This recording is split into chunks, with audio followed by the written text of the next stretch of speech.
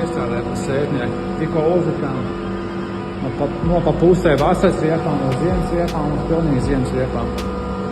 Kaut šie to disks sadoši pa 200 ebreļiem.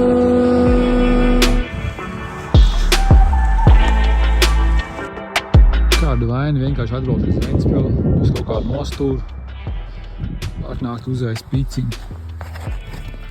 Es domāju, ka nav nekāda vaina. Ja pašam no jālai degviela vispār ideāli, tāpēc, ka tu braukā ar valsts policijas transporta līdzekli.